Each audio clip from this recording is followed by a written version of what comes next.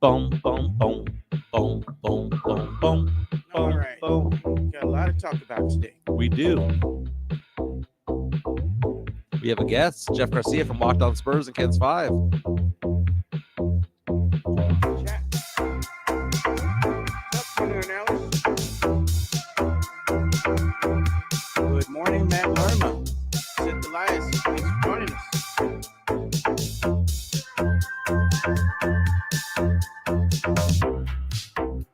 Houston Texans did a trade. Did they? Well, you saw the Browns did a trade. Amari Cooper.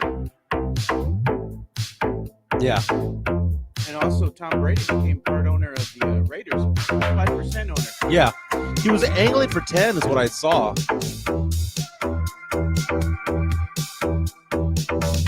People complaining about 10 a.m. We're on time today.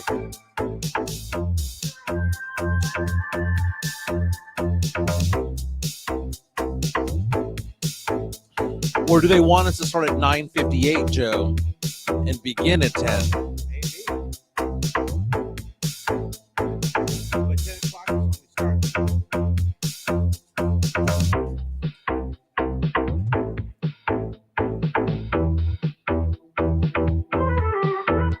High temperature today of 78. That's good. Going to be feeling good by the weekend. The temperature's going to be in the 70s, 60s. They say 50, but I don't believe that. Yeah. Welcome to another episode of the Alamo City Sportscast with Mike Jimenez and Joe Garcia. Make sure to subscribe and hit that like button. Join the discussion as we broadcast live from beautiful West San Antonio. And remember to tip your hosts as it helps the show grow. It's hump day here in San Antonio. My name is Mike Jimenez. That's Joe Garcia. This is the Alamo City Sportscast coming at you from the west side of San Antonio. We talk sports, pop culture, nostalgia. You know, around 10 a.m., Joe, it goes dark locally when it comes to sports talk radio, Yeah, right? it does, man. Ticket 760, San Antonio Sports Star. They go to national. You can listen to Jim Rome if you want, right? Yeah, you'll put you to sleep, man. Exactly. Or you can hear about your Spurs here, your Cowboys, your Texans, your Longhorns, your Aggies. You can get it all right here because we do local content when it comes to it all. And we get a little bit Demon Mike-ish, a little Necio from time to time. So we have a lot to get into today. We're going to have a special guest, Jeff Garcia from Locked On Spurs and Ken's 5. I told you earlier today, Joe, that I was going to post a video preview of the show at 9:30, 30 minutes before the show to get people amped up. Coming out of the shower, man. Oh, hey. I was taking a shower and I see the phone ring and I'm like, what in the world? Yeah, normally I call you around 9:50, right, to tell you I'm running late.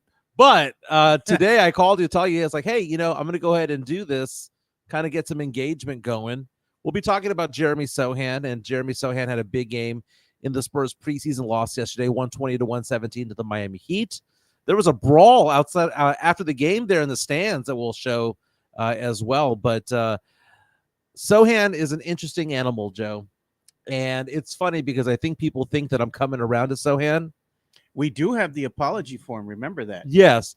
And I don't know if it's an apology form because to me, there's something that sticks out when it comes to all this, because what I saw yesterday from Jeremy Sochan is exactly what I've been asking for the longest time. Why was he put in the position to fail at a point guard experiment? Why was he put in position to do certain things like shoot 6 3-point attempts per game? Why not just have him focus on what he does well? What got him to Baylor? What got him drafted number 9 overall in the draft into the lottery? Why not just focus on your strengths, right? And that's what they allowed him to do yesterday. And my question is it possible that Jeremy Sochan's going to have a breakout year, not because he's getting quote unquote better, but because they're allowing him to do what he does well? Just focus on your strengths. We're going to have Jeff Garcia from Locked On Spurs and Ken's 5 on at about 10:15. We go for about an hour and a half on this show. We're talking about the Spurs. The regular season starts next week. We're going to talk about the Cowboys a little bit. The Cowboys signed a new player, Joe. Played for the Brahmas. A former Brahma player now plays for the Dallas Cowboys. We'll get into that. The Houston Texans pulled off a trade this morning. Lots of moving and shaking going on when it comes to the NFL. Yeah, not only that, Browns made a move as well. Amari Cooper on the move. It's weird. our good friend from Blogging the Boys, RJ Ochoa, was like, you do realize that Cleveland got more for Amari Cooper than the Cowboys did years down the road. Absolutely insane. We'll get into that. Some pop culture. I don't know if you saw Saturday Night Live over the weekend. No, I did not. Saturday Night Live over the weekend, Ariana Grande was the host, and she did a parody of Sabrina Carpenter's Espresso, and it has taken fire all over social media, TikTok, Instagram, Facebook. It's all over the place. Sabrina Carpenter is finally commenting on what happened and her impression of the parody. I cannot hear Espresso anymore without thinking of the parody. I think Ariana Grande killed that hit song because the parody was so damn good. ESPN released its top 50 NBA players. Okay, this is the rankings that they have every year going into the regular season. They released 11 through 50. We're going to go through that list, and we're going to see exactly where Victor Wembanyama is, or did he even make the list? He did make the list. But where is he on this top 50 list? We'll get into that. You mentioned that also, that we'll get into Wemby being a little bit animated on Sports Illustrated, talking about the work ethic of players in the NBA and how he's surprised by it all. Not pleasantly surprised, No. but he's kind of puzzled by it all. So we have a lot to talk about today. Again, Jeff Garcia from Locked On Spurs and Ken's 5 will be on in about 5 minutes to give his impressions on a lot of different things. Again, Jeremy Sochan, the breakout year to come, will be today's topic of discussion. Joe, we had breakfast tacos this morning. Got some tacos. Okay. Man. You know, here's the thing about tacos, man.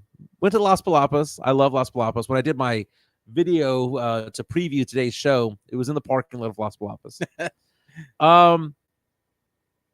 2 tacos is not enough, Joe, but 3 is too many. Nah, you gotta just with the 2 is good enough. You get 3, man, you're gonna be slow at work. Dude. 2 with chips, right? There you go. There you go. But I had a couple of tacos this morning. Had it on corn. You know, okay. That's the difference. I had a little bit on corn. Had a chorizo and egg on corn. But no, it's one of those things where I'm looking at it. I'm excited about where we are right now. We're 2 weeks away almost from Halloween. The weather's changing. It's going to be 78 degrees as a high here in San Antonio today. I know it's going to get up to the upper 80s next week, but as of right now, we are now in what's called second false fall. We had the first false fall a couple of weeks ago. Yeah, and then it was hot as hell. Hot as hell. Then it's second false fall, and then it's going to have one more heat wave, and then fall is officially here. By the way, you can be part of the show by leaving a comment like STP11 coming out of the gates. What was that one that he just posted there saying Sohan's a bust? Yeah. Saying Sochan is a bust, couldn't shoot in high school, college, or pros. He's a paint-clogging 7th man. Whoa. Sounds like a Mike hot take. Hot takes to be had. If you want to be part of the show, we're live right now on Facebook, YouTube, and on Twitter, but you can be part of the show by subscribing and liking us on YouTube and leaving a comment. The best comments kind of get posted on there, and it directs the show. Joe, what are some of the comments coming in so far? They're talking about the breakfast tacos. It's saying it's all about the macho burrito. Nice. And Elias is saying potatoes, spam and eggs tacos, dude. Spam is nasty, gross, dude. man. It is gross, dude. JHNSB coming out and saying STP 11. Not sure why people are impressed with Sohan making shots 2 inches away from the basket. Could barely catch a pass too. Yeah, there were a couple of shots. I mean, Sohan yesterday, 9 of 13 shooting, 18 points. Could have been more, but there was a couple of breaks where he fumbled the ball out of bounds. You know, could have been an easy layup or an easy dunk. But all in all, Joe, you know, we talk about efficiency, Joe. What does .483 mean, Joe? When I talk about .483, I refer to Jeremy Sochan's what? You're probably referring to what his effective field goal shooting. Yes. Are you talking about from the floor or from beyond the arc? Well, in totality. In totality. Jeremy Sochan is a bottom 15 percentile shooter in the NBA. We saw last year that his three-point shooting went from 24% as a rookie to 30% as a second-year player. His two-point shooting went down, and boom, he had an identical effective field goal shooting percentage of .483, which means that there was no overall improvement. Improvement in some areas, regressed in other areas, it averaged out, right? He's a bottom 15 percentile shooter. If you are playing the position that Jeremy Sochan is at, you need to have an effective field goal shooting percentage of 55, 56%. That's where you need to be because you're playing down low. Yeah. Just give me putbacks. They're like whoever JHNSB saying, why should we be impressed by 2-inch putbacks? I'm highly impressed by 2-inch putbacks. That's what I want to see. Well, I want to see him tap the ball in. I want to see him dunk the ball. He took Tyler Harrow to the hole and dunked it on his ass. I want to see that. you know what? I want to see that putback dunk that Jimmy Butler had off of that rebound. Spurs just standing around doing nothing, not boxing out. Yeah. Butler just came and just slammed that sucker home, man. Yeah. That's what veterans do. Exactly. Get the efficient 2-point bucket, man. Yeah. Because here's the thing. If you're going to be shooting threes at a 31% clip, by the way, Sochan, when he was shooting that 31% clip from 3 last year, was wide open the entire time because other teams dared him to shoot. You put a hand in his face, that 31% drops to 25% right away. Okay? But yesterday we saw a different type of player. We saw a different type of game. We saw Jeremy Sochan go out there and attack the bucket. We saw him clog the lane. And a lot of people were reaching out to me on social media yesterday, especially on Twitter, saying, well, Michael, isn't the lane going to be where Wemby's going to be hanging out? Why clog the lane? And it's called the front court for a reason. I don't like this basketball where there's 4 players on the 3-point line and just 1 person down low. You need to have presence down low. And what we saw was that Sochan is a great second or third option when the point guard doesn't know what to do, right? When the point guard goes in and is trying to go for a layup, oh, can't find him, kick it back out, not open, there's Jeremy. Right there, do something. And what was he doing? He was attacking the rim. Attacking the rim much better than Zach Collins can. So as I mentioned in the video on Twitter to preview this show, if this is the Jeremy Sochan we're going to see, I am all on board because I like this. I like this version of Jeremy Sochan. If I can get this 18 and 11, 15 and 10, if I can get that on an efficient 10 buckets per game, I want it all day, every day. Yeah, but you're probably going to wind up getting like 8 points a game, maybe 6 points a game.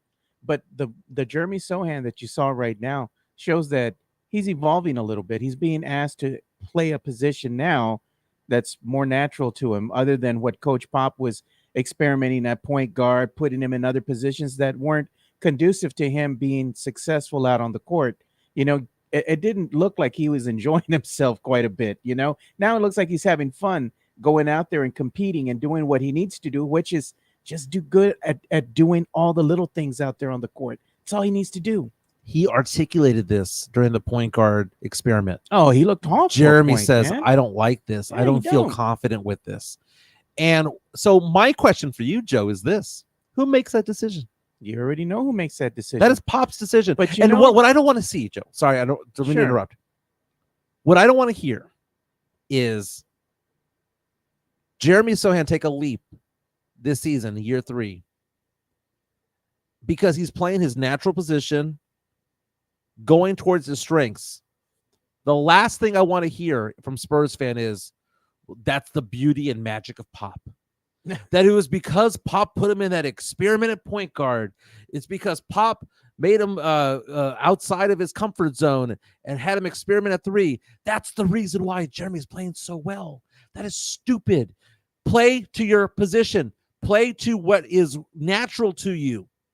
Right? Yeah. And we're going to hear that from Spurs fans, Spurs and Pop apologists out there, that they're going to say that Sochan's going to go out there and have a breakout year. No. And it's going to be like, well, it's because of Pop. It's because of Pop's coaching. No, he's finally playing where he's supposed to be playing. He's finally playing a natural position. He's a power forward who likes to play defense. He likes to go after loose balls. He likes to attack the bucket. That's what he's good at. You know what he's not good at? Shooting threes. You know what he's not good at? Bringing the ball up the court. You know what he's not good at? Starting the offense. You know what he's not good at? Being point. Yeah. He is playing well in this preseason because they're asking him to do things that, guess what, he likes to do. That he likes to do. Who would have thought? Who would have thought? Isn't that common sense? Why was he being experimented elsewhere? Well, the problem with him being experimented elsewhere is that Wemby and his rookie year wanting to come out, you know, start over here with the San Antonio Spurs. He didn't want to play center position, right? He Right. didn't want to play the center. And Coach Pop is like, F it. Well, you don't want to play center. We're going to put Jeremy at point. Let's do it. I mean, but he's the coach. I understand that he wanted to let, Wembanyama figure things out and be like, you know what? I do play better when I'm at the center position. Mhm. So he figured some things out. Kid got comfortable out there, and I understand you want to kind of let him figure things out, go out there, experiment with and all that. But I mean, at the end of the day, Spurs fan was not happy with the way the year started, especially with Jeremy at the point. I mean, you could tell it was not going to work. Right. He just didn't look good out there. And that is on Pop. I mean, but Pop was just being cute with the lineup because, Wembanyama didn't want to play center. So he's just like, F it, dude. Matt Larimer reaches out to us and says, Jeremy needed to hit some threes. We made 4 more shots and lost by 3. If Jeremy had attempted threes, we would have lost by 8. Okay, that's the thing. Now, I like this comment right here because it's something that we're going to hear from a lot of Spurs fans, from Isaiah Aguilar. Thank you for listening. Thank you for being part of the show. Says, can you not see the improvement in his playmaking and vision after that experiment, though? The season was never about winning, so you might as well develop some other skills. I 100% disagree, Isaiah, and I'm going to disagree respectfully because he's not facilitating plays anymore. He's not doing playmaking. He's not doing vision. He's the receiver of the pass, not the person setting the pass out. Okay? He's on the other end doing what he normally did at Baylor, what he normally did in his regular thing. It'd be one thing if he was running the break and finding an open man. What we saw last night was Jeremy Sochan finishing plays, right? He did not facilitate them, had nothing to do with his vision. It had everything to do with the vision of Chris Paul, the vision of Malachi Branham, the vision of Stephon Castle. It was the vision of other people's that developed, that got him the ball in position to make the bucket. Look at Taco Tuesday. Can you imagine Timmy at point guard? Jeez, bro. Let me go ahead and get in touch with our boy Jeff Garcia. The Spurs season starts on the 24th, so it's going to be a week from tomorrow. They take on the Dallas Mavericks. They have a couple of home games against the Houston Rockets. I'm excited about this season. We're going to have Jeff Garcia on because Jeff Garcia from Locked On Spurs and Ken's 5 was already saying on Twitter today that I'm going to get cooked. Because this sounds like a flip-flop, right? Is that what we're talking about here? Is that why I was getting the chancla emojis earlier today? Is that what that was? I thought it was because people were throwing the chancla at me, but people are saying that I'm being flip-flopper about this. But no, I have said from the get-go, this is the type of Jeremy Sochan play that I want to see. Why not have him play down low, right? I want to see him do this. I want to see him shoot 6 or 10 every night, 5 of 9, 8 of 13. And I wanted to be kind of like Bam Adebayo. We saw Bam Adebayo yesterday, right? Bam Adebayo has such a high effective field goal shooting percentage. You know why, Joe? Because he doesn't shoot beyond 10 feet. He's out there just laying the ball back in. He's out there getting putbacks, finishing drives, getting dunks. That's what I want to see. We do have our guest on ready to go, man. So we that's have the one and only Moneybags, Jeff Garcia, the godfather of Spurs media here in San Antonio. What's going on, Let's Jeff? bring him on first. Here comes the money. What's up? Money talk. Here comes the money. We're doing your intro music. Oh, of course you're right. Dollar, dollar. Dollar, dollar. You mean guess dollars are falling down? Yeah, they are.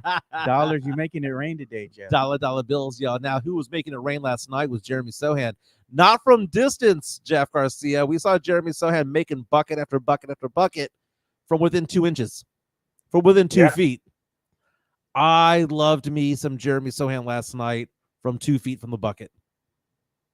This a flip-flop, Jeff? What do you think? A little bit. You went from totally hating on him to now finding ways to like him.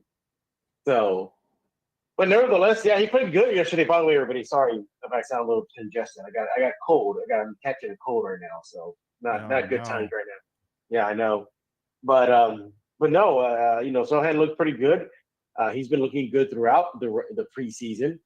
And yeah, Jimenez, we were playing with you last night, regarding Sochan and you bagging on him. But, there is a point to what you're saying is play to the strengths. And his strengths is not point guard. is not center. Is kind of playing that small forward, irritant, cleaning up the glass, doing the dirty work. And I think you're going to see a lot of that out of him this upcoming season. Talking to Jeff Garcia from Locked On Spurs and Kansas 5. You can follow him on all the social medias at Jeff G Spurs Zone. Looking at Sochan's stat line yesterday, 11 rebounds was also just as impressive, because if you are going for shot attempts from 2 feet from the bucket, guess what? You're also near the bucket for a rebound. Yeah. You know, it's almost like the rebounding fed the points and the points fed the rebounding. It was perfect symmetry there for Jeremy Sochan. Is this the leap that we're going to see from Jeremy Sochan this year? And do you see this more and more, or do you think that now he's going to go out there, get the 5 or 6 3-point attempts per game that he was normally getting last season? No, you're gonna see definitely a nice jump from him statistically on both ends of the court. Again, he's not going to be playing point guard spot. Yay, way to go! Smart move, Pop. Should have done that last season. Never put him in that position. Now he's going to be at his natural position. And look, this is not a surprise. We saw how well he played towards the end of last season. Once they removed him from the point guard spot, he shook off some of that rust, some of that stink from playing the point guard spot, and he started rounding back into what we all know what he would be. And just forget, we forget he's a top 10 player. He's a top 10 draft pick. So he's going to produce like a top 10 draft pick, I believe, this season. They got point guard depth. Obviously, Wemby's there. You got Ingram there. We're forgetting that matchup. I mean, that pairing, Ingram and Barnes. I think Ingram is exactly what Sochan should look to as far as becoming a player. I don't think he'll ever get to Ingram level, but if he can just adapt somewhat of a mid-range game. I'm not asking him to connect from deep. I'm not asking him to connect just within the three-point line. Just give me something. Can you imagine if he just gets a little pop shot and then he runs the pick and roll with Wemby? I mean, that'll be awesome. I'm looking at Sochan's play right now, and what he brings to the team defensively, I have described him as the third best defensive player on the team, right? Jeremy Sochan has had some moments where he's locked down Luka Doncic. He's also had some moments where Luka Doncic has burned him, right? Well, he burns everybody, man. True. To be fair. I'm kind of short on calling Sochan a lockdown defender. I think that he's whatever one step is below that. He's an above average defender who potentially is getting better. There are a lot of people who reached out to me yesterday who were saying, it's kind of difficult for Sochan to be down low with Wemby. Do you think that clogs things up too much down low if you have both of those guys down there trying to do their thing together? That goes back to what I was saying. Just if he could just open up his game with a little pop shot, I think that'll be great and earn him more minutes.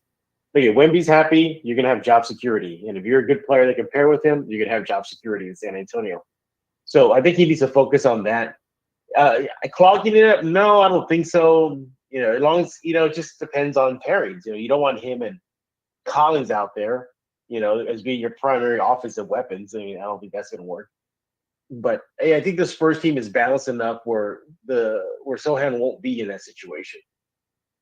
Yeah, we got a comment coming in here. And this comment was saying that Sochan just needs to focus more on being more consistent. Too much up and down last year because he was not a consistent player, and I think that's probably what's been plaguing him.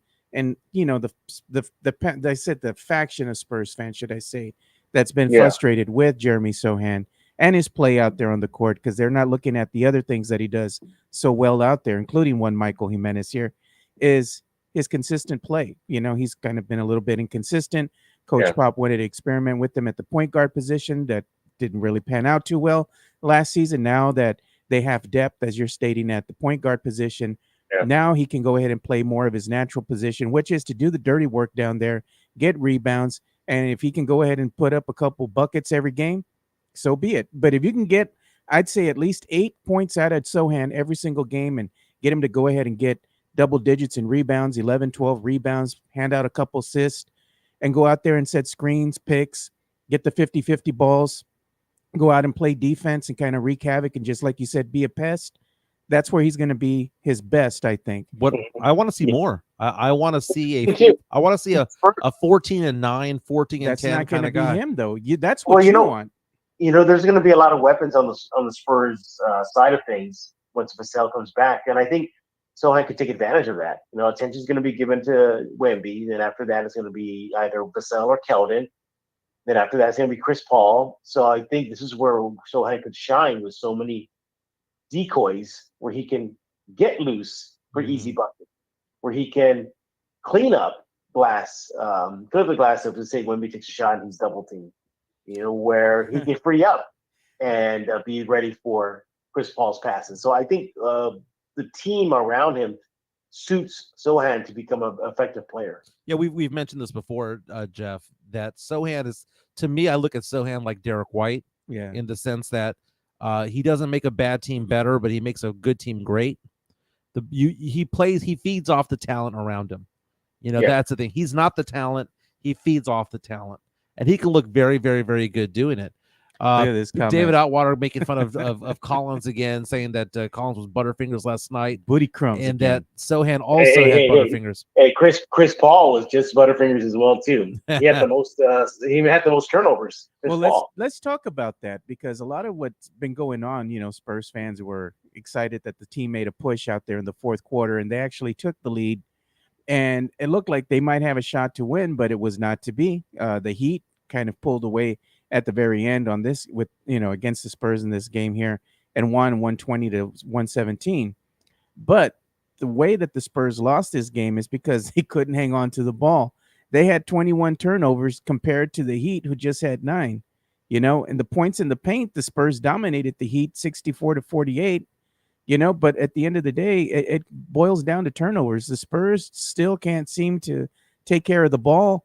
And when you're playing against a better team like the Heat, you're just giving them more fuel to their fire, because you're going to give them opportunities to steal the game away from you when it becomes close, much as it did in the fourth quarter. Spurs couldn't hang on to the ball, again, making, silly mistakes, and it cost them. It kind of shows that they are getting better, because if this was last season, Jeff, they would have probably got blown out of the water. They were able to come back and make a game of it, but there's still things that they need to clean up. Don't you agree with their game? Oh, of course. Look, it's still the preseason. Yeah. This is what it's for, to clear out this mess. And you're seeing little by little. Sochan spoke to it yesterday, saying the chemistry's coming along. Chris Paul talked about it, saying they still need to figure out chemistry. And by the way, there's been a common word used throughout the preseason with Popovich. I don't know if you caught it yet. Physicality. Almost every single game this preseason, he's saying the Spurs are not physical. We're being out physical. Where's the physicality? We didn't have physicality in the first half, but now we had it in the second half. You see there's something there. So I think the Spurs needs to just get mean out there, just to, throw the weight around. Wemby, do it. Sochan, I think he's going to do it. Collins, for sure, he can do it. Keldon definitely does it, but I think this team just needs to just iron out the kinks. Then there's going to be another adjustment period, Jimenez, when Devin comes back. So they have to get used to that. So, look, get all this crap out of the way in the preseason. Go to the regular season as best you can. Well, how many games? There's only 2 more preseason games left, and that's it. One more against the one more Rockets, right? Rockets, yeah. You mentioned one more, and then in the Showtime. You mentioned Keldon Johnson's name. He's quietly having himself a pretty good preseason. He's quietly just knocking down shots and just quietly, reminding us Spurs fans that he's still on the team. You know what? We talked. We're going to talk about this on today's Lockdown Spurs. We put in the spotlight Keldon Johnson and talking about his preseason play, and the conversation came up where could Keldon arguably make a push to be the Spurs' current second best player, the way he's playing? 15 points last night on 6 of 10 shooting, made 3 of 4 free throw attempts, had 5 rebounds. He's a smaller guy now, man. He lost weight, been doing all that boxing and stuff. He's a different type of player, but Keldon is just hanging out there, giving you the 14 to 15 points per game. He's the most consistent Spur out there, and we don't give him credit for that. And he has done nothing wrong. Nope. He is a good player. He's on a good contract, but Spurs fans tend to bag on him and want to get rid of him. I understand that he has a tradable contract, but Keldon is just out there just plugging away, the most consistent thing you'll see out there. Chris Paul yesterday was surprised that he's out there playing 25 minutes in a preseason game. Exactly. I got a question for you, Jeff. It came in through the chat, and I want to get it off my face because you can't see my lovely face because I got the question up here by our good friend Sith Lord Elias. He says he wants to ask you, Jeff, if you've heard the fans react negatively to Barnes. Were there any boos for him last night? And that's the thing. You've probably heard it too in the arena. Some of the fans like to boo him. No, nothing like that. Though I've seen Spurs fans push back on Branham. Yeah.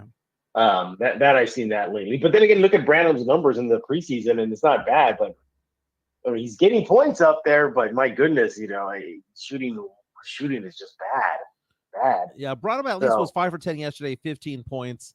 It was 1 of 5 from 3. Branham believes that he's wide open every time he touches the ball. He has a green light mentality when it comes to it. It's that irrational confidence. And who knows? Maybe that's from Popovich too. The coaching staff saying, "Hey, if you got a shot, take it." Trey Jones had a decent game yesterday as well. Blake Wesley a little bit off. We didn't see a lot of Stephon Castle. Castle missed all 4 3-point attempts yesterday. Hey, by the way, did you hear what Castle told me the last home preseason game? No, what's up? That the game is already slowing down for him. Oh, nice. Yeah. That's good. That's a good thing to hear. Hey, talking to Jeff Garcia from Locked On Spurs and Ken's 5. Today, ESPN released its top 50 players of the NBA for the upcoming season. And Victor Wembanyama made the list, my man. I'm looking at the list. So number 50, by the way, just kind of going from it, starts with LaMelo Ball, right? Then it goes to Aaron Gordon, Julius Randle, Evan Mobley. We see DeMar DeRozan, former Spur, at number 45 for the Kings. Jalen Williams of Oklahoma City at 44. DeJounte, former Spur, at 43. And as we go further and further down the list, I'm already at the top 40, and Wemby's not named. Wemby, as one of the top 50 players in the NBA, where would you rank him right now, Jeff Garcia? Ooh, top 25. Okay, Derek White is 39, another former Spur. Right, so keep going down. Chet Holmgren at number 32. Right, he was the second place in the runner-up when it came to Rookie of the Year last year. Keep going down. We're down to the top 25. Top 25 is Kyrie Irving. We still don't see Wemby. 22, Kawhi Leonard. We still don't see Wemby. Paul George at 21. John Morant at 20. They have him listed above John Morant, above Tyrese Maxey, above Bam Adebayo, above Donovan Mitchell, above Tyrese Halliburton, above Devin Booker. Now we're in the top 15. They have Wemby above Jaylen Brown, who's the highest paid player in the NBA. Above Anthony Davis, above Jalen Brunson, and at number 11, they have Victor Wembanyama ranked. He was ranked number 47 going into last season. They have Wemby just outside a top 10 player in the NBA, according to ESPN.com. And it says, quote, with a year of experience under his belt, the number 1 pick from 2023 is coming for number 1 on the list. He was the unanimous Rookie of the Year. He's comparable to David Robinson and Tim Duncan. And it's basically saying that he'll have some more opportunities to improve because of Chris Paul. Wemby ranked number 11 in the NBA right now, according to ESPN. Jeff, too high, too low? Just about right. I think so. I think just about right. We saw what he just did in his rookie season. That's just his rookie season. Right. So now imagine him, as the article mentioned, with CP3, Barnes. He added some size to his frame. You saw him being a little bit more vocal with Harrison Barnes when they missed him on the lob. He put all that together, and I think he could potentially be perhaps ranked higher as the season goes on, but they revisit that list. Now, ESPN will later on this week release the top 10. Some names that we didn't see were like Luka Doncic and Nikola Jokic and Giannis. Yeah. So they're basically saying that he's tier 2 in the NBA right now. But if you're the 11th best player in the NBA, that basically means that they project you to be a second or third team all NBA player this upcoming year. Now, I saw on your Twitter account on Locked On Spurs and Kens5.com that Wemby is featured on Sports Illustrated. What's going on with that?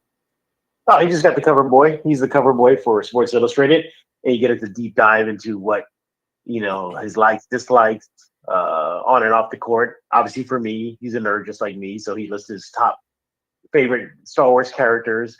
But then, he also goes into how he was a little set back to see how some of the top players didn't take their craft seriously, and that kind of blew his mind. He still gave praises to Kevin Durant And then he just talked about becoming better, just as he always does. So it's a good article over there at Sports Illustrated. And then I think have you even touched on Wemby suing a fan yet? Yeah, that's what the fans are wanting to know, and we've been getting comments about that. Somebody was saying, "Is Wemby?" Mario Cavasso says, "Is Wemby going to be suing Bear County Social Apparel?" I'm like, "Oh my goodness, man!" But Tony Hernandez was saying he wants to talk about the Wemby lawsuit for El Wemby Apparel. Well, that guy was just asking for it. If you read the lawsuit, Yeah, Wemby gave him multiple chances. So cease Wemby and and his desist. Yeah, gave him about three or four notices, like stop it, stop it, stop it. Okay, and according to the lawsuit, the person ignored it over and over again. And then you look at some of the product too. It was pretty blatant though. I mean, Yeah. it's Wemby in a Spurs jersey, #1, and his likeness. There was not even hiding it, not even to distort his face. then you use the word Wemby on it. That's similar to that, but El Wemby. Yeah, this is kind of I think this is kind of a warning sign to fans out there because everybody wants to be a T-shirt. they want a piece of Wemby, make some money off of Wemby's name. And I think he's coming for the fans. So that means they're going to be coming after the guys on Marbach, set up on Marbach. He already saw a stand You here know on what? Saturday, on military. You remember a while back the Spurs and the NFL actually did that? Like they went after those little tents on the corners. Yeah, I remember that. Yeah, they were, but that was even worse than what this guy did. They were putting labels on there with a hologram that were fake holograms. Yeah. Yeah. It was like NFL brand, and it was a fake hologram. Yeah, they were putting that on the Selena shirts. Hey, Oh yeah, I remember that. Yeah, remember? I mean, but come on, man. That's where a lot of the diehard, the raza, would get their Spurs shirts, and they had some really nice shirts. They had some really nice, unique apparel, and let's say accessories as well, like necklaces, and they had the flags. Remember all the unique Spurs flags up and down Military Drive? Oh yeah, you remember? I mean, look, during the Big Three era, it was Spider, Tony Parker, man, something like that. Oh yeah, Manu. Remember Manu? Obi-Wan Ginobili? Yeah, Mobley. They used to put Tim Duncan's face like half human, half cyborg. Yeah. So Well, we got to leave the Southsiders alone, man. It's good stuff. I love. No, what I'm saying is the Spurs need to leave them alone. Me and my daughter would get shirts because my daughter and me, we're right here, stone's throw away from Marbach Road. We could walk there basically, and we would just go out, doing errands or what have you. And during the heyday when the Spurs were in the finals and all that kind of stuff, my daughter wanted to get a matching shirt for me and her. So what did I do? Yeah. Pull into one of the roadside stands there, and we kind of looked around. We parked right here at the Wells Fargo Bank because there was tents set up all over the place. So we just parked there and kind of walked up and down Marbach Road, and we're just looking at all the stands. It was almost like a flea market, You just go and browse and see which ones you want. So we found some shirts, and we took them home and we were wearing them. But it was cool, I wish they would bring that back. I was happy to see the one lone stand here on Marbach Road the other day on the weekend. I'm like, look at that, man. Gives me a little tear in my eye. I want that to come back, but it won't happen until the Spurs get back to that winning culture again and go into the playoffs. Can you imagine, Jeff, once the Spurs go to that, play-in game again, or they have a playoff game, the stands are going to just be coming all over the place. They're going to be coming out of the woodwork, man. Yeah, exactly. And going back to that Wemby lawsuit, it's just a warning shot towards anybody who thinks they're going to dip into those that kind of stuff, because you got to be careful. Look at Fred's Fish Fry. What do? They sue fans. Yeah. Over something they could have easily solved. There was like a couple other lawsuits recently, I think, and that's just the era we're in. Everybody wants buy my T-shirts, and then the competition comes in, and you buying it from him, you're going to buy it from this company.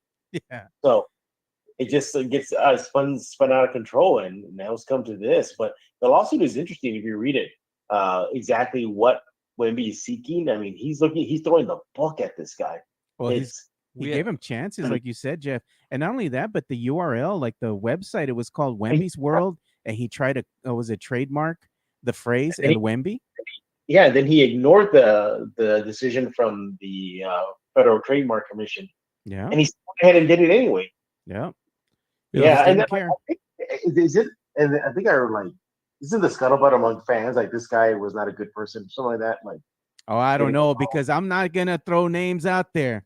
But No, there I'm was not a talking lot. Look, about look. I'm gonna be honest. I'm not throwing names out there, but there were some fans that always want to be in the limelight. The super fans out there, and they were putting on his wares. They were putting on the shirt, and they were like, "Go and support and do this and that." And now crickets because of the lawsuit. I'm like, I remember. I got the receipts. I still got the screenshots of you wearing and peddling those wares. So come on. I know. So like Joe, like you make stuff, but you don't make it blatant. I know that you Yeah, make it I'm very not selling it. yeah, Like you're I'm not selling it too. yeah. Yeah. We have a $5 super chat coming in from the Drew Show. Says this is why you people in San Antonio don't have nothing nice. Defending t-shirt bootleggers. Yeah, throw Wemby under the bus. If you get caught, don't cry. Well, that's the thing is that, I think the Spurs are lenient with a lot of these fans who go out and sell shirts and whatnot. They haven't really cracked down on them. And, but at the end of the day, Wemby has a national, not national, but a worldwide audience. So I think as he starts to get more savvy with surrounding himself with the right people, they're going to kind of start cracking down on that. But Joe, where does it end though? Yeah. Can he now go sue the taco spot on San Pedro that put his picture on there, him eating a taco? Isn't that kind of associating Yeah. Wemby with that taco place? What about what is it? They had a hot dog or something named after him. What did El Buenecero or something like that? What about the 210 Southtown that has a big Yeah. Wemby mural attached to their restaurant? Are they gonna have to That's the take it off? thing. Like when does it end? Well, I think part of it is if it's being directed towards the actual sale of the product. Like I think Yeah, you're using Wemby's like this on a restaurant's wall for fans to go out there and see the mural, and then they go to buy your product. I think that falls in line with freedom of speech. That's an artistic. No, you can't sue for art. but my point is, when does it end? Like, would you? I would not be surprised if I'm making this up. And I'll just use you, Jimenez. Like you put a Wemby's face on your car and say like, "Hi, I'm the top, financial advisor you need," and have a picture of Wemby with thumbs up. Is it? Can't you say, "Oh, that's art"? Where does it end? I think the direct Oh, correlation man. to the sale. Look I at think this. is what it is. The Bear County Social Apparel saying they really are cracking down. They are. He goes, I've been given a cease and desist from the Spurs. Laugh out loud. Crazy. Yeah. Talking to Jeff. But that's stemming from the. Oh wait, no, because that's right. Bear had two, right? Yeah. Mhm. Yeah, Bear had two. Spurs, and then from Fred's Fish.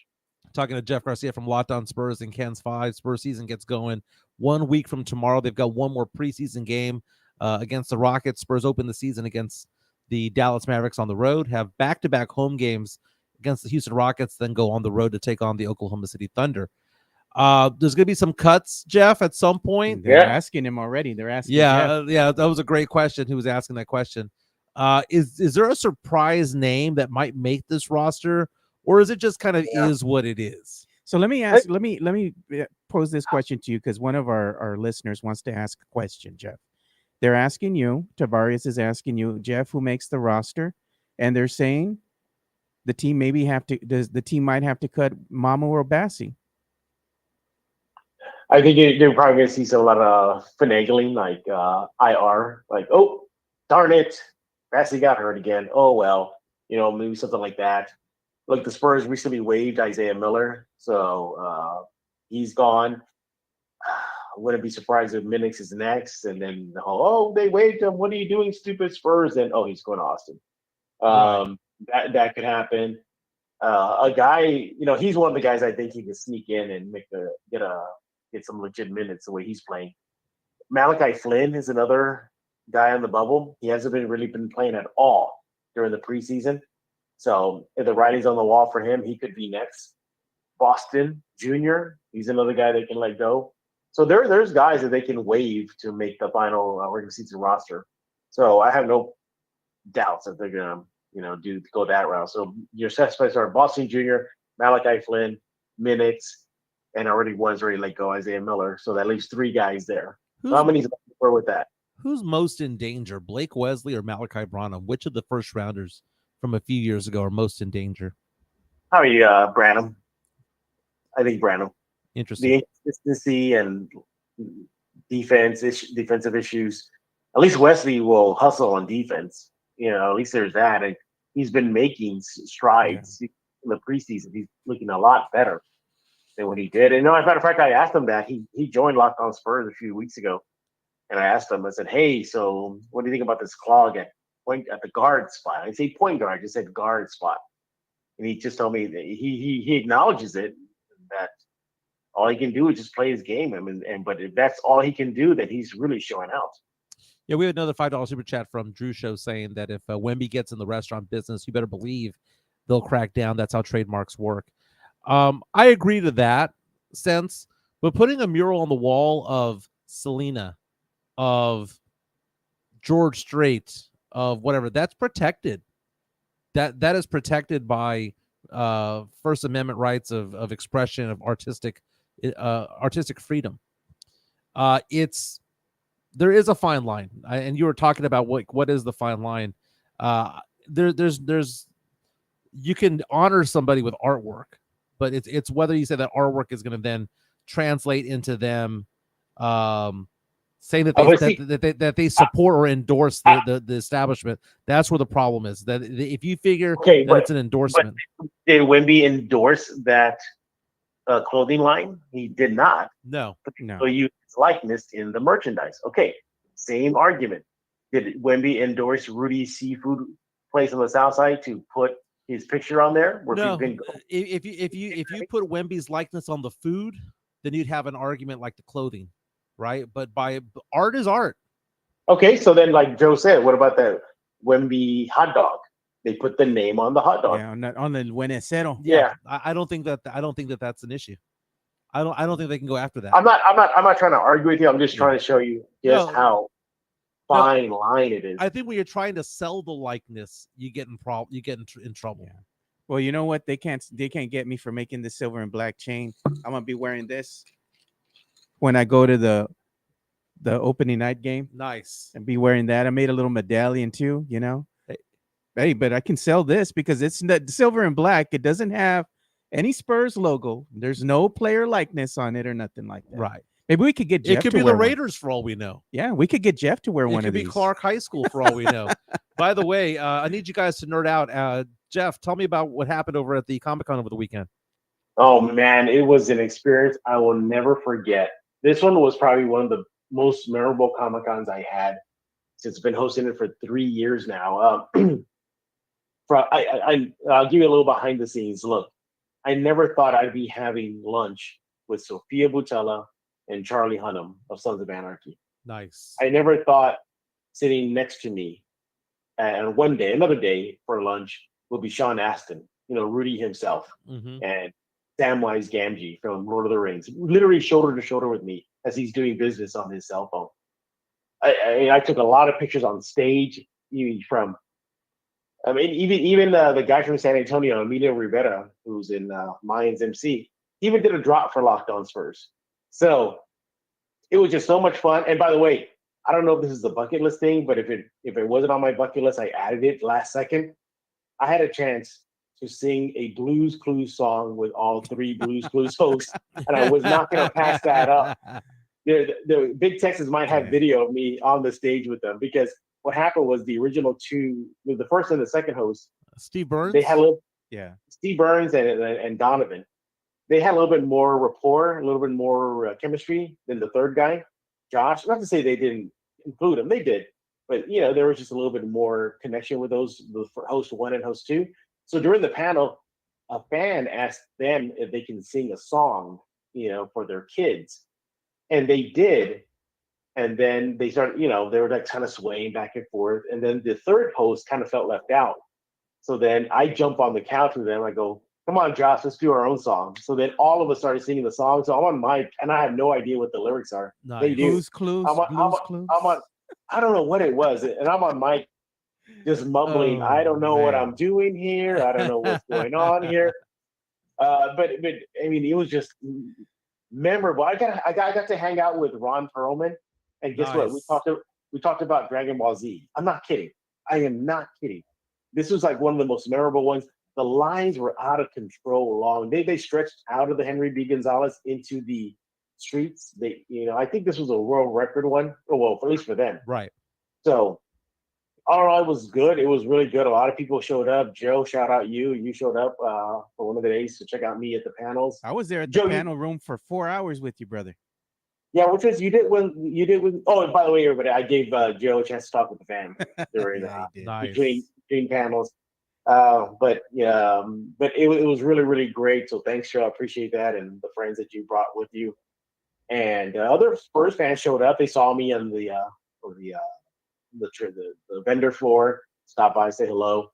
But no, it was surreal. I got to sit with the Goonies actors, Joe Pantoliano and Carrie Green. You have to pinch yourself sometimes. Like, what's going on here? They Like, even am I had really- the original cast, remember, from the old school Teenage Mutant Ninja Turtles? They had Nice. them there as well, Jeff. Yeah. You were there. That guy who played Leonardo, man, he's hyper. Yeah. Hyper. Holy smokes, he's just hyper. He's also from Ridge of the Nerds and Police Academy. He was dancing, dude. When I went to the vendor floor and all that, and I was just walking around, right? And they show, where you're going into the celebrity area, they have, the people there just signing autographs and whatnot. But you could hear him playing that music, go Ninja, go, the Vanilla Ice song, remember, from the Turtles movie. And some of those guys, man, they're getting after it, bro. Like, I was like, man, they're getting into it. The guy that played Raphael released or revealed a big Easter egg, that the infamous scene with him and Casey Jones, where he goes like, "Oh, you is that a Jose Canseco bat? Yeah. And you didn't pay a lot of money for it." It was actually not going to be a Jose Canseco's name that got dropped. It was going to be a different baseball player's name, and at the last minute they switched it because Jose Canseco was, doing what he did, pre-steroid debacle. They used his name instead, but it was going to be a different baseball player. They used. What else did we learn? The question opening night was crazy with the Cobra Kai panel. Yeah, that was just so much fun. My final question went viral, like across platforms, like from nerd websites to even like major entertainment outlet. Yeah. The final question I asked him was, and I just threw it in there. I just said, and I'm looking at Ralph Macchio, and I said, "Hey, Ralph," I said, "Hey," and I'm looking at him. I said, "Hey, so what can you tell us about Karate Kid Legend?" I was told that everybody that was exiting already hit the brakes and came back in because he confirmed in San Antonio that yes, there's going to be a new Karate Kid movie. Nice. I heard that. Which reminds me, Jeff, I think this next time you need to have somebody or hire somebody to like record these things so you can release your own content, because I think you should be in charge of, portraying how like the little clips of what you did up there and how you want them to circulate across social media, because Jeff Garcia is a brand, honestly. Yeah. Well, I mean, and that's a good idea. And I think I'm getting ready for the San Antonio's Winter Comic-Con, which is called Alacon. That one's up next. But that one I would understand if people, would be like, what's going on here? Because this Winter Comic-Con, there's me and Joe and Pledger, and then there's God-like levels that I haven't reached yet. Yeah. And these people are hardcore.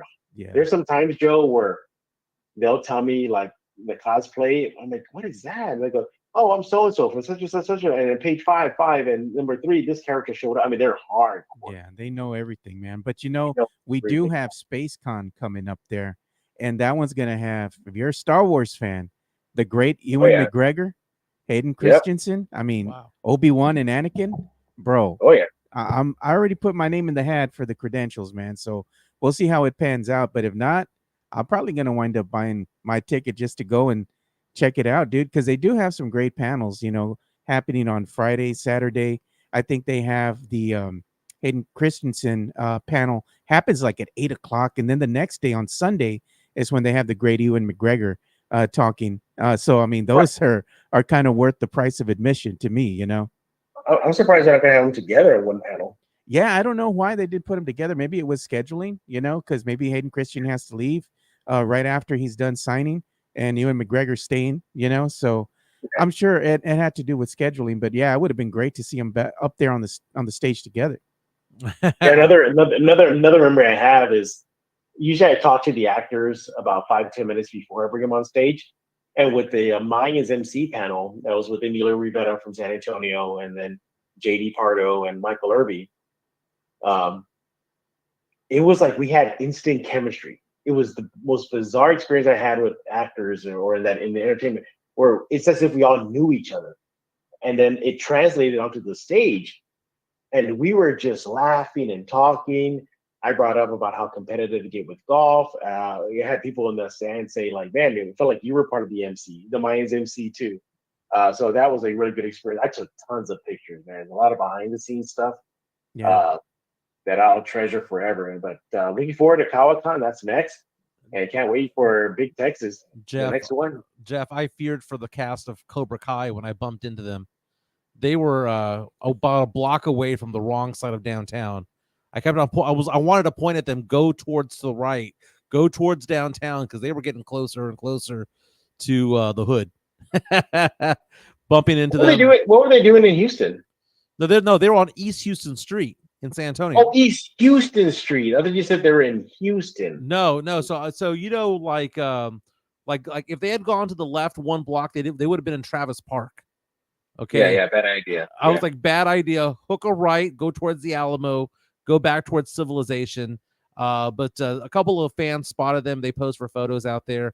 I was buzzed in the back of my friend's SUV. Look over to the right. I'm like, man, that guy looks like that guy from Cobra Kai.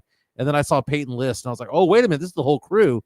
And then I saw Zapka and Machio. It was like 8 of them all just walking together. No guards, no nothing, just walking the streets of San Antonio, East Houston Street. If you remember where the Ticket was back in the day, that one bar back in the day. Yeah, right there. They were in that area. It's all right. That area's all right. Yeah, it's getting kind of sketch though. Nah, man, it's all right. That's where you can go to the Walgreens and just walk around the streets of downtown. Yeah. Go in there and get a 6-pack, put it in a little bag, walk it around. It was too dark for Netflix stars. I hosted the costume contest, and there was a guy or somebody in a massive outfit, right? And they had a hard time getting up the stairs. And the cosplayer, these pieces that he had on or she had on were heavy and very immobile. So then I'm trying to help the person up, and I hear footsteps like boom, boom, boom, boom, boom, coming down the stage. And I look, it's one of the actors from Sons of Anarchy, Theo Rossi. He was Shades in Luke Cage. And he's in the DC series right now, The Penguin. He plays like one of the Arkham doctors. And I look, and it's him, and then he's trying to help the guy or person get up the stairs. So then afterwards, I asked him, like, what are you still doing here? His panel was the day before. He goes, my son, he wanted to join the costume contest. And then he kept on telling me, but no favoritism. That's all he said. He goes, if he wins it, he wins it. He knows. So, hey, you know what, Jeff? We have breaking news here. What's up? They're saying Mario Cavazos says that Mike Jimenez will be the host of the CocoCon.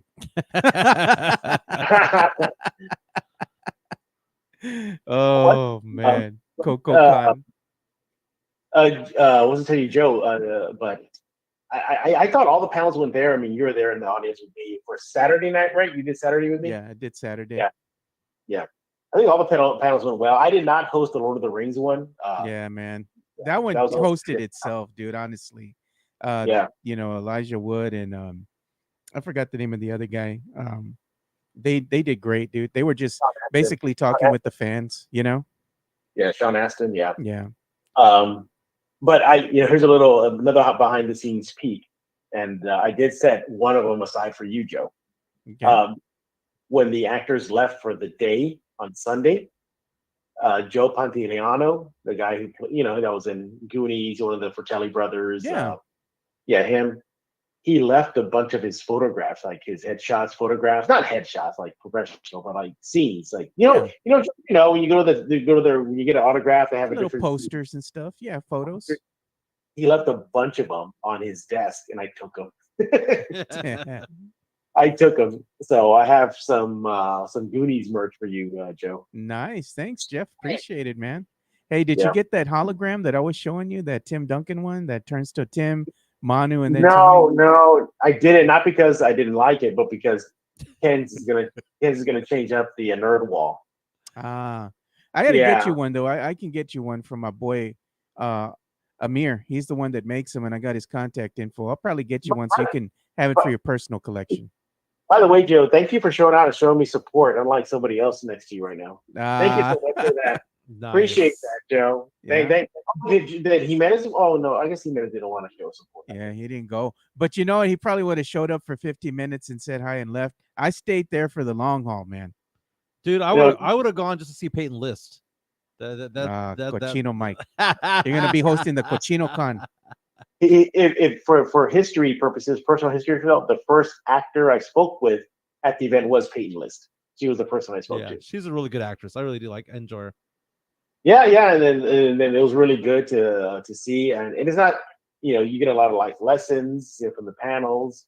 Like for example, the Sons of Anarchy, they talked about representing Hispanics, and the lead JD Pardo was just stressing, like how important it is, that the people of our color get out there. So you get a lot of that. By the way, shout out to the con too. They really showed Emilio Rivera, who grew up on the West Side near you, Joe. Yeah. Love. They had him cut the ribbon to open up Big Texas Con. They gave a declaration or something like that. Some councilman gave a declaration, piece of paper, honoring him, and then he talked about that during his panel. And he was sitting next to me, and he's like, "I always want to shout out the love I've gotten to come back home." Unfortunately, though, he's not a Spurs fan. Though he revealed that. No, maybe we can He's a convert. Lakers. He's a Lakers. He's a Lakers fan. No, but I dude. Joe, But he did say he'll cheer for the Spurs if they're not playing against the Lakers. Yeah. You know, one thing that I did see out there, Jeff, and it gave me a lot of inspiration talking with a lot of these vendors and seeing, from an engineering standpoint, I saw how they make a lot of the stuff that they sell out there. I'm not trying to get in the convention business and go out there and sell stuff. But now that I kind of know how to do these things, what I'm thinking of doing, and not thinking, but I know I'm going to do this, because I always buy myself 1 or 2 Christmas gifts, Yeah. So what I'm going to wind up getting is I'm wind up buying something, which I'll tell you off air here, but we're going to be able to customize the stuff that we give out on the show now. So if a viewer wins something, right, we're going to be able to customize it just for them instead of just getting something off the shelf and just, sending it off to them. I'm going to be able to customize and make things here that we're going to be able to give away to the viewers here as a thank you to, for watching the show. So we can do these things on a weekly basis and make quality stuff that people want, but also customize it to suit their needs, so that's going to be pretty cool. And I'm also going to be making you some things as well. You can hang in, on the nerd wall that you're going to have to kind of put on another side of your home. Yeah, I'm going to figure that out. Yeah, Kansas is changing everything up. I think they delayed it now. I was going to undergo changes Friday. They pushed it back for another week.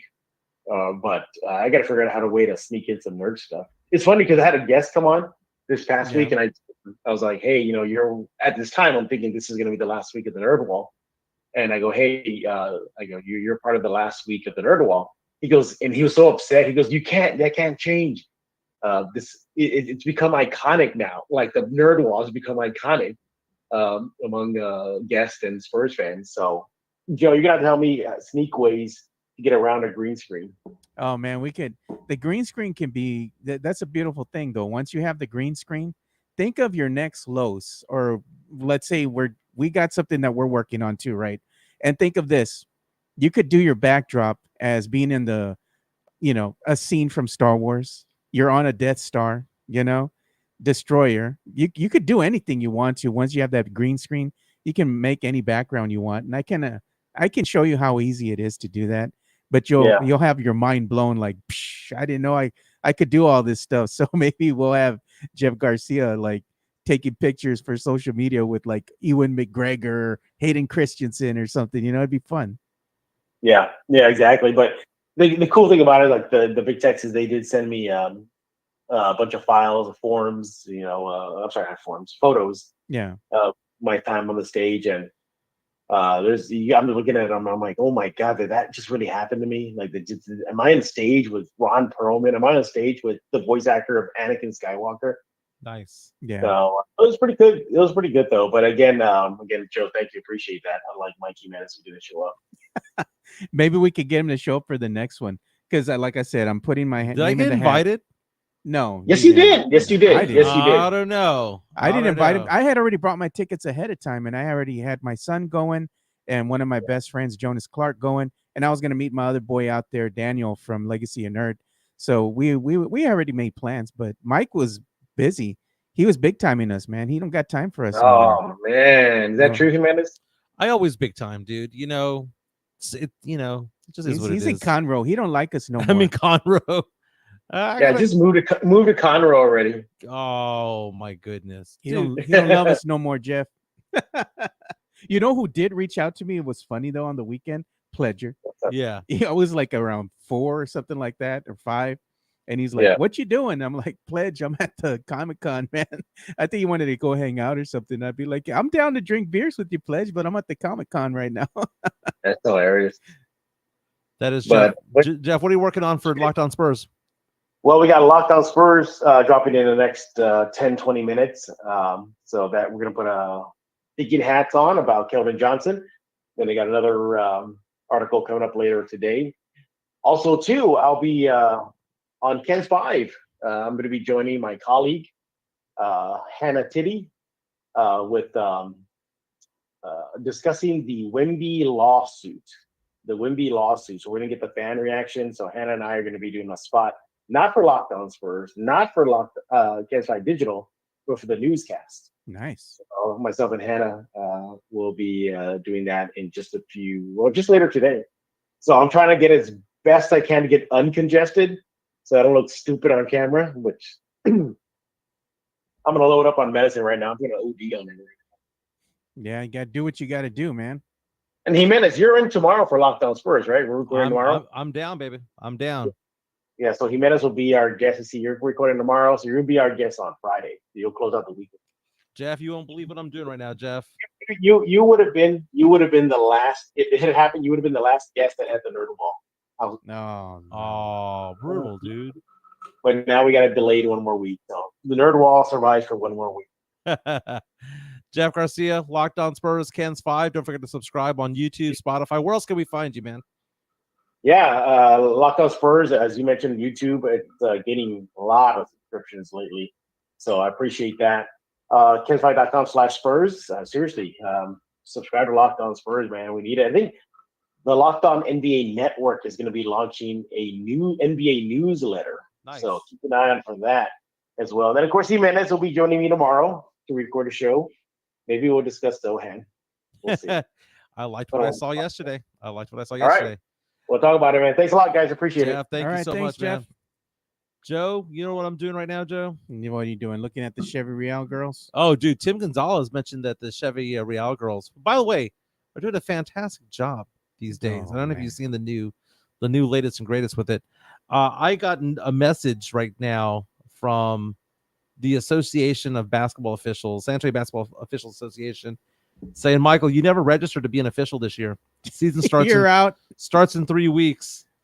We need you to do this right now so that you can get your background check done. And I'm thinking about it, Joe. Do I want to officiate again this year? I've done it for 15 years. It's a little bit much. And I think I'm going to do it, Joe. Think you're going to do it? That means you're not going to be spending as much time with your girl. Well, okay. So I hang out with my girl on the weekends, dude. Yeah. And she, it's one of those things. She comes over here once every other week. I go over there every other week.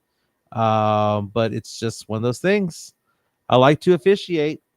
And right now, I just plugged in my credit card information. Boom. I'm back as being an official this year. You're back. I'm back, baby.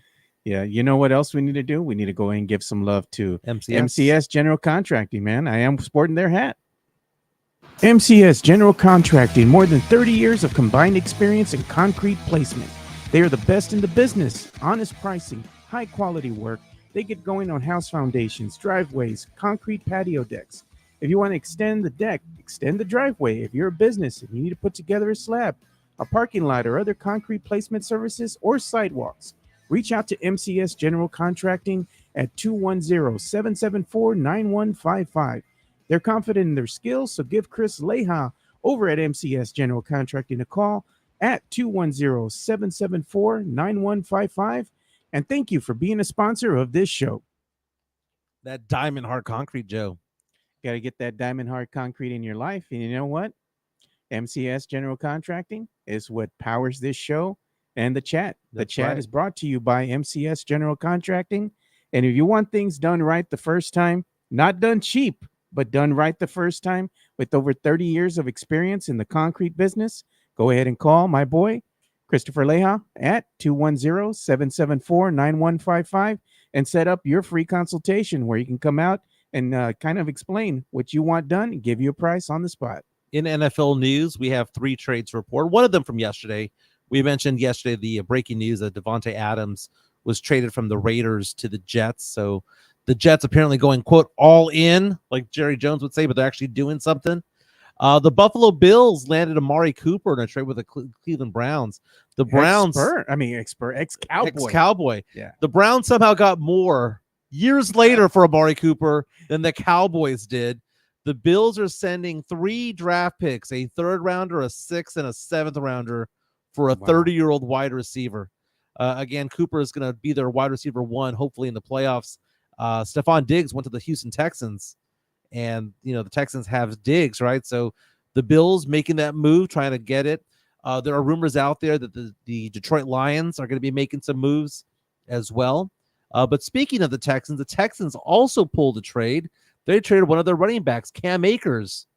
Joe Mixon's back from injury. They had Damian Pierce had a couple of good games there, so it made him Cam Akers expendable. They traded him for a conditional draft choice, a 6th rounder, and a potential 7th rounder as part of the deal. So at least the Texans get a little bit of draft capital when it's all said and done. We have the Major League Baseball playoffs going on. Judge hit a home run yesterday as the Yankees beat the Guardians 6-3. It was Judge's first home run of the postseason. Yankees now lead that series 2-0. Today, we have 1 game. Series tied at 1 apiece. You got the Dodgers taking on the Mets over at Citi Field in Queens. First pitch is at 7:08 on FS1. Joe, any of that baseball exciting you at all? I like watching the baseball, man. I don't mind it at all. I'm always a fan of, playoff baseball during the month of October. I know a lot of fans are rooting for the Guardians, and we like poking fun and whatnot. But, it won't be long now. The Yankees are up on the Guardians 2-0. Beat them the other day, yesterday, 6-3. Mm-hmm. The Mets and Dodgers, I want the Dodgers to win, but the Mets, they finally bested the Dodgers yesterday. Yeah. Tied the series 1-1. It looks like we're headed towards New York versus New York. Yeah. At some point, So yeah, a Subway Series. Yeah, that wouldn't be bad at all. Jerry Jones is getting ripped to shreds right now. Jeez, man. And what I like about it is, Joe, is that sometimes you hear something or you see something and you think to yourself, there's something wrong. And I like the fact that when I heard that interview yesterday, Joe, I thought, this is a big deal. No one told me it was a big deal. I heard it and I realized that it was a big deal. And to see all the ESPN types, whether it be First Take or Greeny and all of them, Colin Cowherd, all jump on top of it, just shows that we weren't being far-fetched when it came to Jerry Jones saying that he lost his mind yesterday. It's like everybody in the media turned around and said, what the hell are you doing? Yeah, what's Jerry on, man? Jerry got in his feelings, man. He got pissed because some radio show hosts were asking him some questions. And it wasn't like they were just coming at him sideways. They were asking him legitimate questions. And when you're wearing both hats as the GM and the owner, you got to answer these questions. You can't just come out on a show and sing, the Cowboys' praises after they win. And when everything's going good and everybody's talking about him in a good light, right? Mm-hmm. you can't just be there for that. You got to be there for the tough questions. And a lot of questions are, why didn't Jerry do something? And not only on him, but the organization as a whole, when they had the opportunity to do things in the offseason, when other teams were making moves, Jerry goes and lies to the Cowboy fan and says, we're all in. No, you were not, sir. No, Jerry Jones believes that all news is good news, except when it's against him. Yeah, when they held his feet to the fire, he Right. started getting angry. So yesterday, when he made a threat and he says, don't you laugh at me, I really can get you fired, is basically what he said to those talk show hosts who've been around forever, who have a top rated show there in Dallas. Times have changed, Joe. He could have gotten away with that crap in the 90s. He could have gotten away with that crap not 10 anymore, years man. ago, but not anymore. Not anymore. Can he do that? Can he fire them? Yes, he can. But the blowback would be huge. I mean, the thing is, But does he care? Look at Doesn't care. look at Elon Musk. The blowback of Twitter. Twitter has lost value by about 70% because Elon Musk bought it, and it's a cesspool ever since he took it over. it was already like that. I mean, when he bought it, the value of the X or the Twitter platform was overinflated because a lot of the, let's say, subscribers that they have, mostly half of them were bots. So he was paying for something that wasn't real. Then he comes in, tries to clean house and take out all the bots, and you can't take them all out. They're always going to be around. And he's trying to kind of shirt things up with the X platform. He's charging people to go live now. You can see that what he's doing is he's going to want to turn this into a money-making scheme at some point. So be prepared. If you use social media in any capacity, the years of using social media for free are going to go by the wayside. You're going to wind up paying for things in the future. Mark my words. YouTube, the X, Facebook, Instagram, they're going to have their paid platforms now. So if you want to go ahead and enjoy the experience you're enjoying now, at some point, you're going to wind up having to pay for it. And Elon's paving that way right now. That's why he brought the X platform, because he wants to go ahead and recoup his money. And he's going to look for a way to do that. He's not going to. Well, I'm saying he's going to look for ways to do that. But what he's doing is he's going to go ahead and usher in the era of people having to pay for social media. The old model worked, and the new model's not. I mean, the number of people who use Twitter on a daily basis has gone down by 23% in the past year since he's taken over, and the frequency by which the remaining 77% are going is less than before. Yeah, it's because it's a cesspool. It really is. And dude, the number of bots that are on there these days, a lot. People are like, oh well, he's going in there to clean the bots. It's worse now, man. It's, to me, it's still the same. I mean, dude, you can't get rid of bots. I get spammed more and more every day. You can't get rid of these bots. They're always going to be around. I mean, I don't see how they're going to be able to eliminate it entirely. Joe, talk a little bit of entertainment news, man. Yeah. Did you see Saturday Night Live this past weekend? I did not. Ariana Grande was the host. Stevie Nicks was the musical guest, and Ariana Grande performed. I'm just going to show the photo, not the video of it all. But she did this whole spoof. I have some photos up, Joe, where she did a parody of the show of the song Espresso by Sabrina Carpenter. It's the funniest sketch, dude. I don't know if you know that show, that song Espresso. It's all over the place. It's been all over the place like the last 3 or 4 months. And now this parody is getting just as popular as the original song, Joe. And the parody is about these bridesmaids revealing what they did during the bachelorette party and how the bride cheated on the groom. And then the groom shows up. So instead of saying espresso, it's about her dancing and hooking up with a guy named Domingo. So great, dude. So great. Tony Nell is asking the question, is Mike's new nugget Grande? Grande is pretty.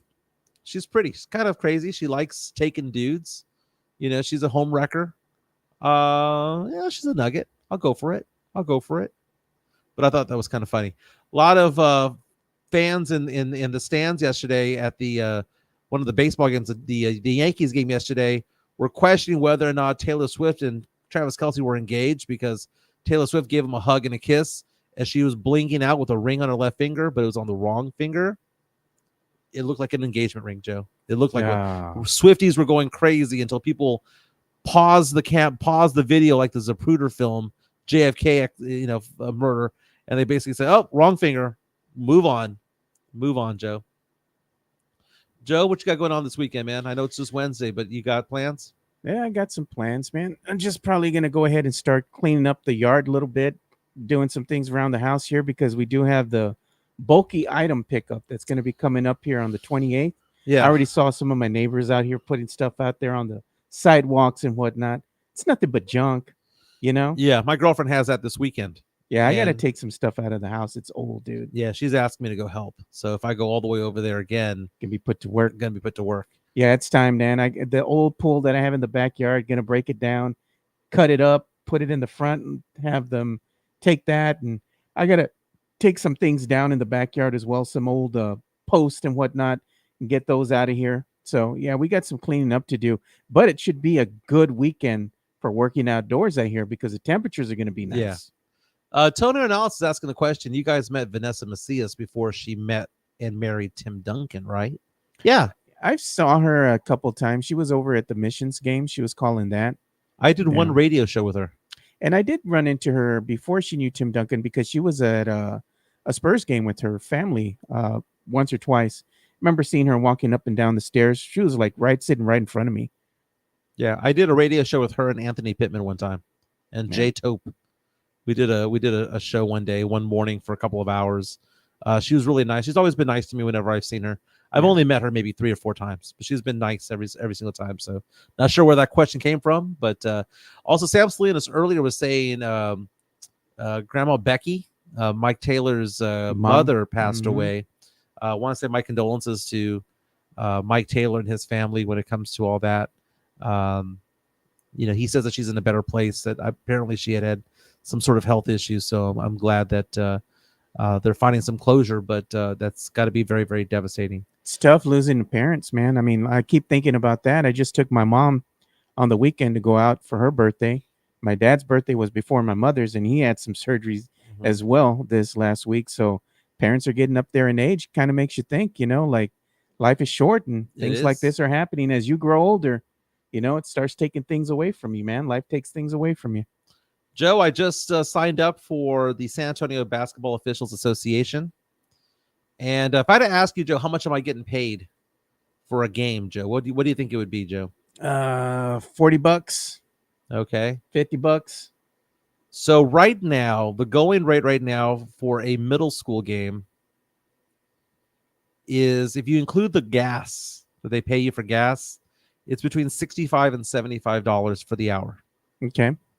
It's $45 for the game to $55 for the game. They give you $20 on top of that. So if you do 2 games, it'd be like $120. If you're doing high school games, freshman JV, it's $65 a game plus the $20 gas. So if you do 2 games, $150. Not bad for 2.5 hours of work time and basically getting paid to run up and down the court. Yeah. And then varsity is going to be $80 a game plus the $20 fee. So basically $100 for a varsity game. Not bad for an hour and 15 of work, dude. Yeah, not bad. I'll do that. You could do other things that wouldn't get you as much money. Right. know? So if I do 3 nights a week, $450, $500, Bad. it's Christmas money, dude. Yeah. That's It's a all it trip is. to Conroe with the tire, with the blown tire. With a blown tire. Exactly, baby. Exactly. Mario asking if the Halloween party is not happening. Am I working on the invitation? It's a little bit in the air, man, because my daughter is going to be coming to San Antonio and visiting me that weekend of Halloween. So I don't know if it's going to actually happen or not One because of that. thing that we need to make happen is this celebrating our 1,000, passing the 1,000 on YouTube. Yeah. And what I was looking at, maybe that weekend of the 26th, Saturday, we could do that. There's a little business that I saw here, local. It's kind of near the downtown area, so it's centralized, right? It's called Smashed, Yeah. and it's a sports bar. And I Yeah. was looking at that. It's kind of a small place, not too big, but either way, it looks like a cool little spot. Maybe we can Mhm. hang out there and do our thing. Yeah. Let's make it happen, dude. Just Yeah. tell me what weekend. Yeah, I think that weekend of the 26th. I don't know. You're going to be free that weekend. I actually will be. So that's on the 26th would be Saturday. So Maybe we should just push it for that day. Let's make it so. Yeah, maybe you can talk with the people if you have time. Yeah. Yeah. Let's do it. I got to get back to work. Oh, by the way, everybody, here's my number, 210-508-0369. Let's put it up there. I now manage $15.7 million worth of retirement assets, Joe. It was 3 years ago. I was in management for so long in financial services. I didn't start my practice until I restarted my practice back during COVID. 3 years later, I now manage $15.7 million worth of assets that are retirement related. These are IRAs. These are mutual funds and things like that, annuities and whatnot. Yesterday, I also sold a life insurance policy. Nice. So everything from life insurance to disability, long-term care, annuities, retirement accounts. For even those who are self-employed don't realize that they can have their own retirement account as well. So if you have any needs or assistance when it comes to your retirement planning or investments in general, 210-508-0369. Right now is also open enrollment for a lot of companies when it comes to benefits. Control your benefits, man. If your employer is giving you life insurance for a very cheap price, do it, right? But get yours on the outside, because if you rely on your employer for your benefits, health insurance I get, but like life insurance, stuff like that, if you rely solely on them, the second that they leave you or you leave them, you change to another job or they lay you off, those benefits cease. They go away. So again, reach out to me, 210-508-0369, 210-508-0369. Thank you to Jeff Garcia from Locked On Spurs and Ken's 5. Don't forget to subscribe to him at Jeff G Spurs Zone for your daily Spurs content. Again, Jeremy Sochan had himself a game yesterday.